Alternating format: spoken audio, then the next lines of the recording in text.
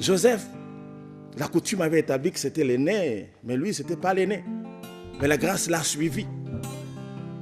Ça ne dépendait pas de lui, c'était la grâce qu'il avait trouvée.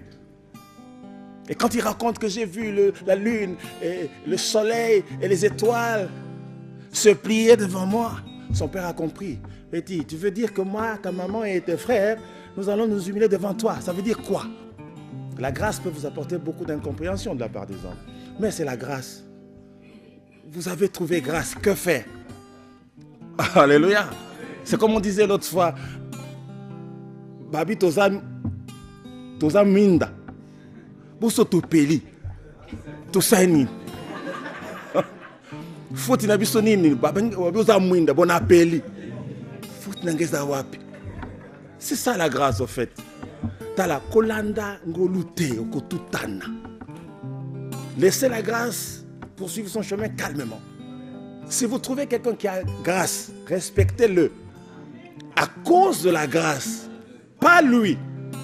C'est-à-dire, ça peut être quelqu'un de pas très considérable.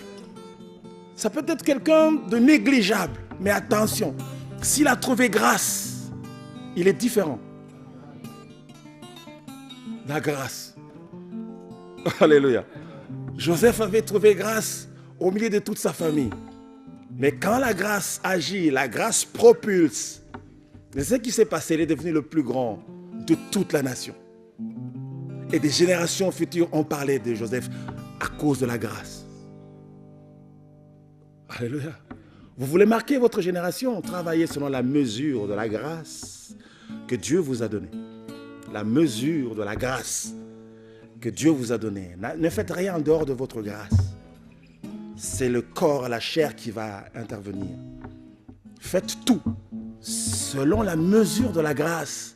Vous verrez toujours la main de Dieu. Et les résultats que vous produirez seront des résultats glorieux à cause de la grâce.